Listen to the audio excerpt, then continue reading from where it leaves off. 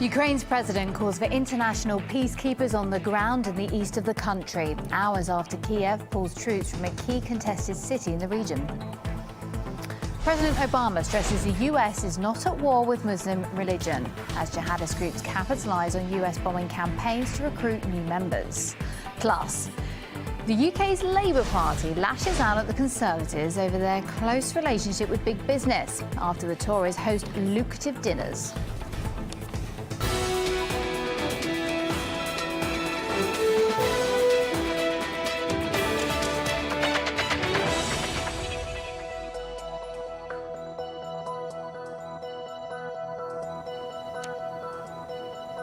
Hello there, you're watching RT International. It's just gone midday here in the Russian capital. Hello, welcome to the programme. The Ukrainian president is urging the deployment of international peacekeeping forces as a fragile ceasefire takes hold in the east of the country. The calls contradict previous statements where he was very much against any peacekeeping mission. There will be no peacekeeping contingents. The experience of using peacekeepers in frozen conflicts has led to the state losing sovereignty over those territories. There will be no peacekeeping contingents in Ukraine, period. The call for UN peacekeepers in Ukraine is also somewhat surprising because the recent Minsk agreement only allows for OSCE observers, as Russia's envoy to the UN pointed out to RT. It's a little bit disturbing because they just signed Minsk agreements on the 12th of February, and the Minsk agreements provide for the role of OSCE. There is nothing about UN or European Union. So for them to start talking immediately about something else, does it show lack of determination to carry through what they agreed in Minsk on February 12th? So I think instead of, coming up with new ideas, they should really work harder on implementing what they agreed on. President Poroshenko's call for the UN mission on the ground came hours after Kiev troops left the fiercely contested transport hub of Debaltseve in eastern Ukraine. It's seen some of the worst violence in the past weeks, with thousands of Ukrainian soldiers who controlled the city surrounded by local militia. The pullout was marred with intense clashes. Anti-government forces say they captured 300 Ukrainian soldiers. Meanwhile, President Poroshenko was celebrating the withdrawal in a neighbouring city, signing autographs and awarding medals.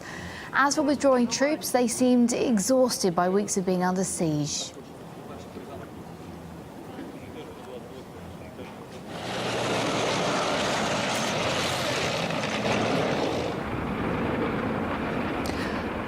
A film crew witnessed one Ukrainian soldier falling from a tank in the war-ravaged region. The retreating troops said they had virtually run out of all supplies, including food and water. This time last year, the Ukrainian capital was engulfed in protests and violence, with hundreds of thousands out on the streets demanding the government's resignation.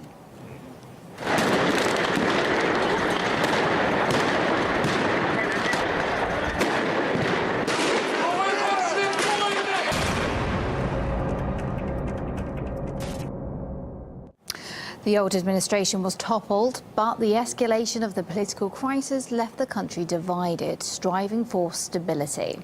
RT's Murad Gaziev looks at the bitter reality 1 year on. It started off innocent enough. The majority of Ukrainians agreed. The president had to go. What they didn't agree on was how. Chants gave way to Molotov cocktails, and you'd never have guessed what it would snowball into. Maidan to mayhem. The Molotov cocktails soon led to bullets, then shells and bombs. A year on, the bad old days are now remembered as the good old times. People gave their lives for change that isn't happening. Isn't that what we went to Maidan for? Look around at what's happening. The youth can't find jobs. They're turning into drug addicts and alcoholics. As always, they talked a lot, promised a lot, but didn't deliver. Little changed for the good. This was Donetsk Airport, a jewel of the country's east that welcomed thousands of fans for the Euro 2012 Football Cup. It is now a testament to the brutality of Ukraine's civil war. It's almost like something out of a video game. Look at that. A post-apocalyptic video game. This was the only electric car in Donetsk. This is what's left of it. We're in one of the hangars. I mean, you can see the artillery, the holes made by artillery in the roof. It's just a carcass now.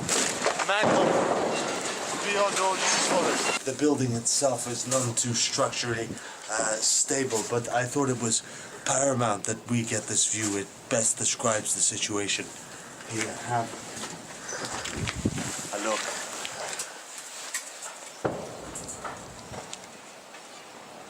Much of eastern Ukraine now looks like that. Many fled, but those who stayed behind bear their own scars. Can you imagine what it's like for the children when a blast goes off close by and she frantically asks, is it incoming or outgoing? But the scars go even deeper. I'm afraid that after this, what happened here, our hearts have been flooded with hate. It's involuntary. It's not as if I dislike anyone. It's just that I will simply never be able to forget what happened. Morad Gazdiev, RT, from Donetsk, eastern Ukraine. The fighting has brought industries in East Ukraine to a standstill, cutting 15% of the country's GDP, bringing it to the verge of collapse. Inflation is expected to rise to almost 27% this year. The national currency is in free fall, driving workers' monthly wages down to less than $60. Authorities are also warning that the gas price will skyrocket by 280%. That's because Kiev has had to hike the tariffs to meet the requirements of international lenders. Publisher of Trends Journal, Gerald Celente, says the loss of trade with Russia has also dealt a severe blow to Ukraine's economy. The country is at war, a war that they cannot afford to fight.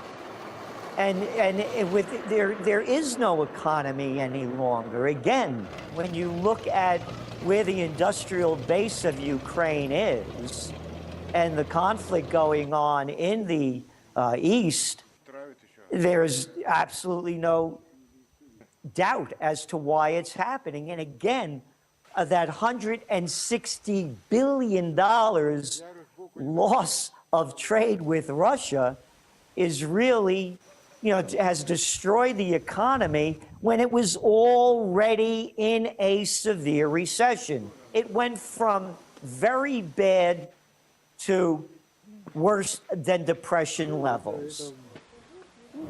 We're going to be bringing you more on the situation in Ukraine 1 year after the revolution throughout the week in our special series.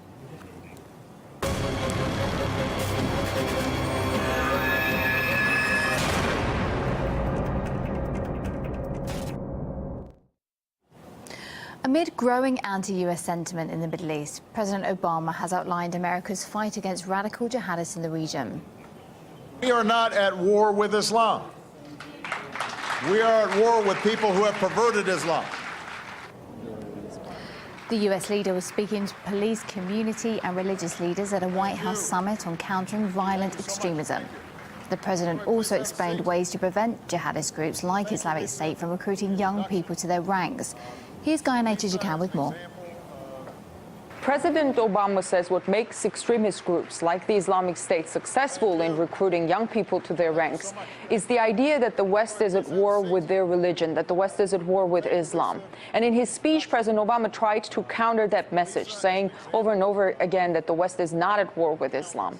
It turns out it's not easy to get that message across. The extremists are exploiting, among other things, the fact that all of the countries that the U.S. has bombed in the last 15 years have been Muslim countries. The Obama administration has been chasing down terrorists with drones, but it's now clear that it's not just an isolated group of people that they're dealing with. Terrorism is metastasized. With bombs, they can take out individuals, but they can't take out the ideology. President Obama now says the main battle is for the hearts and minds of Muslim communities around the world. With the Islamic State sweeping up territory and recruiting more and more young people, President Obama can no longer say that the U.S.'s counterterrorism strategy has been successful. And his speech was a testimony to that. Lawrence Freeman from the Executive Intelligence Review magazine thinks that Barack Obama's foreign policy has failed to tackle the spread of terrorism. Obama is doing nothing to actually curtail the spread of terrorism in the world today. We're not defeating terrorism. We have now Syria has been fighting terrorists for several years now, and the country has been in a war. You have Iraq being split apart. Libya, which Obama decided to carry out a regime change policy in 2011, is now collapsed into another war of ISIL terrorists. And he is doing nothing to deal with the underlying causes of the support for ISIL or the underlying causes for terrorism. Next, paying up to £15,000 for a ticket. Britain's political and financial elite turn out for the annual fundraising Black and White board. And here's a taste of the Tories' pre-election wine and dine.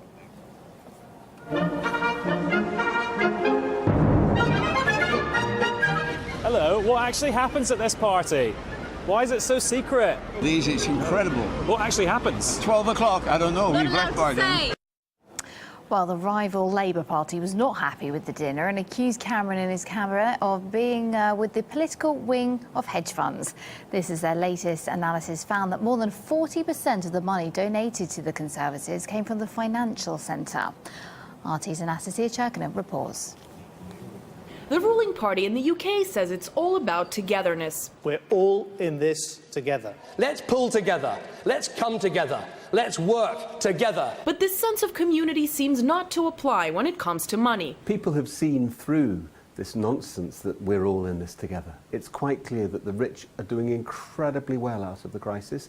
They've got richer and richer. The gap between rich and poor has got bigger. While the average Brit is putting up with austerity, the Tory party is holding lavish fundraisers ahead of May's general election. They're raising money by selling, trips by private jet to Santorini or buying JCB diggers or tea with Boris Johnson. I just think it's pretty crass, really. Other lots snatched up by multimillionaires at this month's fundraiser included a bronze statue of Margaret Thatcher reportedly sold for £210,000 and a holiday in a 17th century castle in Spain for a cool £220,000. They used to say that America was the best democracy that money could buy, and I think this shows that Britain is having a pretty good stab at being the second best democracy that money can buy. Cameron has said that we're all in this together. I think this shows the lie there. The latest Black and White affair saw dozens of wealthy donors reportedly pay up to £15,000 a table here at the five-star Grosvenor Hotel in central London.